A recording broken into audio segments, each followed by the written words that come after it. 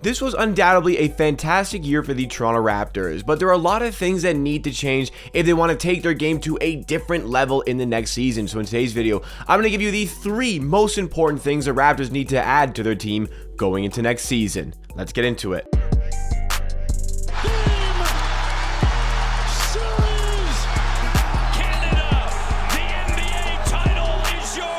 What's going on, everybody? It's Jacob here, back with Amateur Hour Sports for another Toronto Raptors YouTube video. If you want the greatest coverage and analysis on the latest Toronto Raptors news, then you need to be subscribed to Amateur Hour Sports. Check out all the great content we have coming for you all throughout the offseason. But today we want to discuss the 3 most important things the Raptors need to add before we get into the next season, because like I was saying in the intro, unbelievable season from the Toronto Raptors. The projected 36.5 win team ended up winning 48 games, finishing as the 5th seed. So a lot of things went right, but surely Raptors fans, we can understand that there are still things that need to change about this team if we want to get to the next level. And a lot of the ways we succeeded this season was kind of in spite of our deficiencies. So I thought that was a little bit of an interesting dynamic, but there certainly are some things that need to be addressed. Like, they need to be addressed.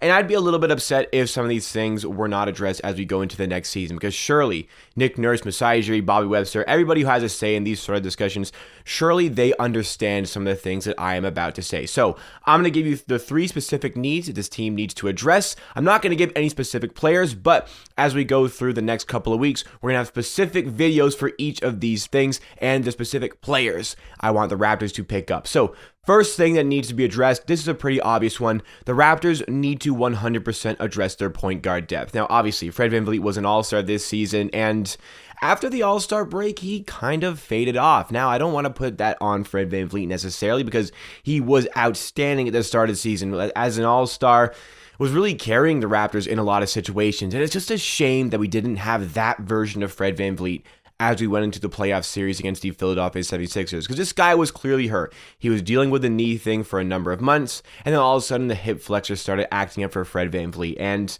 I don't think it's any surprise that Fred VanVleet was dealing with injuries when he was averaging the highest amount of minutes per game in the NBA. Fred VanVleet was averaging over 38 minutes per game this season. Like, how do you expect Fred to consistently give you that all-star level when he's playing that many minutes? Like, it's just not sustainable for Fred VanVleet. And, I was kind of highlighting that as he was getting all those minutes. I was saying, like, it's possible Fred VanVleet starts to deal with injuries. Like, can he sustain this level of play in this many minutes?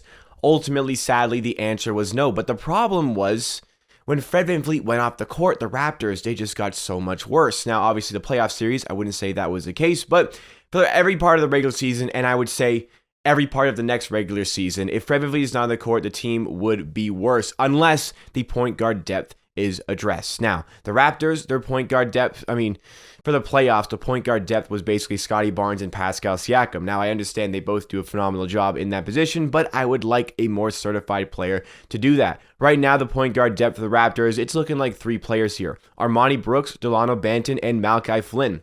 Armoni Brooks is a player who has a very small partial guarantee for next season, so if he was waived, not the end of the world, but I'd like to see him given a shot in camp. Dalano, Banton, and Malachi Flynn, now those are 2 players who definitely have potential, and I would say, I think many Raptors fans would say, more of that potential is in Dalano Banton than Malachi Flynn. Now, if the Raptors are to address this, I don't think Dalano Banton and Malachi Flynn are good enough to be the solidified backup point guard on this team. I also don't think Armoni Brooks is good enough to be that player, and I'm also thinking we don't necessarily need to prioritize both of their developments, and at this point I might be willing to say prioritize your development with Dalano Banton. However, I think that's a good 3rd string point guard. The Raptors need to bring in a backup point guard that they can rely on to give them like 15 to 25 minutes every single night. That is a necessary player for this team to get. Second thing the Raptors need to address, and we talked about it a lot in the last video, it's a true center. Now, a lot of people are saying the Raptors don't need a true center, and I understand that. The Raptors were hugely successful this season without a true center.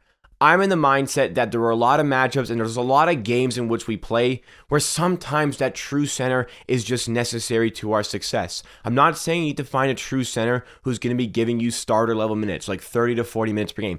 I'm not saying that is the type of player the Raptors need to bring in. I'm not saying you need to break the bank for this type of player. If there is really nobody who fits within the system and also fits within that true center category, I can understand leaving that out. But as far as I'm concerned with this specific team, Khem Birch is very replaceable. I know he starts a lot of games when the Raptors are dealing with maybe 1 or 2 injuries. And Khem Birch, I like Khem Birch. He gives us some solid minutes, especially at the start of the season. He wasn't like the necessary best in the box score, but he was influencing winning and was doing a great job of doing that. But as the season went on, I felt like his impact on the games diminished more and more. And at this point, the Raptors are going to start to play Precious Achiuwa more in that center role as the backup guy there. You've got Chris Boucher, who I expect to come back for next season, and Masai Ujiri is talking in press conferences as if his expectation is that Chris Boucher is going to be back next season, and I'm sure a deal is going to get done there. But why can't we find somebody to replace Khem Birch? Somebody who does the role that Khem Birch does, except one who's taller, it's like 2 or 3 inches taller, can give you a little bit extra on defense and even a little bit extra on offense. Why can't we upgrade on Khem Birch with somebody who's a little bit taller than him? Like, again, I like Khem Birch, but he is definitely expendable for what he offers to this team. A true center coming in would change our outlook in a lot of games, provide us an extra little bit of defensive rebounding where the Raptors did have a little bit of a struggle. It would provide that extra little bit of rim protection where, again, the Raptors did struggle a little bit this season. I just think that is a very necessary position for the Toronto Raptors to address. It's not like mandatory for me. Like, look, if there really is just nobody who really fits our system, like, I'm not saying find any true center like Hassan Whiteside. I wouldn't want Hassan Whiteside here. He just doesn't have the rotation ability, and maybe a lot of players who are that size won't have it, but some do, some will. We'll get into more of that in some later videos, but I know Masai Ujiri talked about it a lot, that rim protection is a necessity to address this offseason, and he talked about the possibility of bringing in a true center, so I wouldn't be surprised if it happened. Now, the third thing the Raptors need to bring in, and this is arguably the most important thing for the Raptors to bring in as well, and to be fair, Masai Ujiri, front office, have done a lot to address his position, just has not happened yet, but the Raptors need to add in some catch and shooting threat. Look, right now the Raptors, with the team that they have, they are a very, cut to the rim type of team, slash to the rim type of team, not a ton of three-point shooting. But all of the three-point shooting that we have comes from Fred VanVleet and Gary Trent Jr. This is where the Raptors have a very interesting dynamic within their team because the players on the court really like to get to the rim, and other teams are going to know that 100%. But the reason we are still able to succeed in getting to the rim, succeed in slashing to the rim, especially Pascal Siakam, is because Gary Trent Jr. and Fred VanVleet are such significant floor spacers that it provides just enough space for the game that we want to play on the interior. This season, we had 2 of the premier perimeter threats in the NBA in, like I said, Trent and VanVleet, but you need to add more of that off the bench. What if one of those guys is on the bench? What if one of those guys is injured? We saw in a lot of games where one or the other were injured that we just did not have the outside threat. Like Game 6 against the 76ers, my goodness, we could not shoot. And Philly basically said to us with their defense, either you're hitting a 3 or you're not scoring. And the Raptors opted for the latter in the third quarter of that Game 6. So we need to add in consistent shooting. But again, like I was saying, Masai Ujiri front office, they've done a good job in kind of addressing that when they brought in Svi Mykhailiuk, and I thought that was a really, really good pickup. He's he's not like an elite sharpshooter guy, but he should be giving you 33 to 34% shooting from 3, and he was just such a huge letdown for the Raptors this season. Like, he had interest from the Nets, interest from the Lakers, 2 of the title contenders going into the season.